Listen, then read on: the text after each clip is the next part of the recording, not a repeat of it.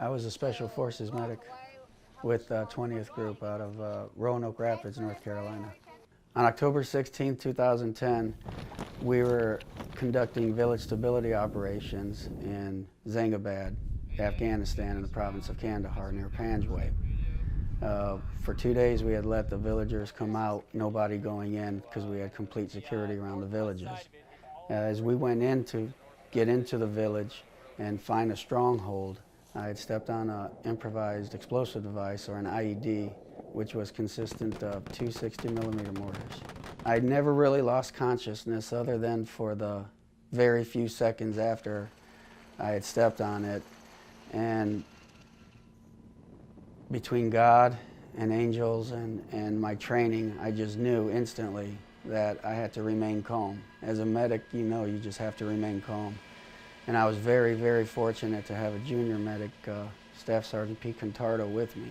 My legs were pretty much mangled and my left arm was mangled and other parts were bleeding, and the pain was just extreme. But he was able to get an IV on me quickly and replace those fluids and get my blood pressure up just enough to where I could start receiving pain meds. And once I finally got to the surgeons, I was still awake, and I always had that glimmer of hope, and knowing that I was going to see my family again, and knowing that we can beat this, we can survive this. And 3 days later I woke up and it's like I knew everything that had happened to me.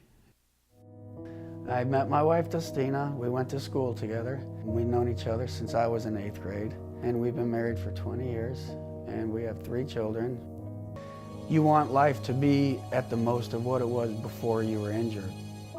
Realizing that, where we are and what it is now, it is what it is. And we had already worked hard to have a house built in a great location. We were just outside of Fort Bragg, and living the American dream. It's been since 2010 that I was injured, and we've been living in an apartment since, because the house that we did have built wasn't adaptable.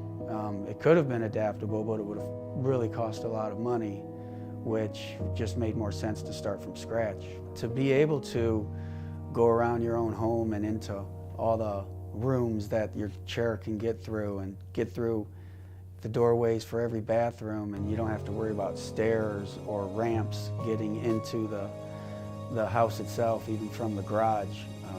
To have everything comfortable is where we want to be, and we know the organization is going to bring it to us, and this house that they're going to build is just going to be amazing. And all the things that I had mentioned earlier already, I know they're going to be done, just through VA specs and from the effort that Tunnel to Towers and Steven Siller and Gary Sinise Foundation put into it. There's so much thought that I don't even have to ask these guys, well, what about anything?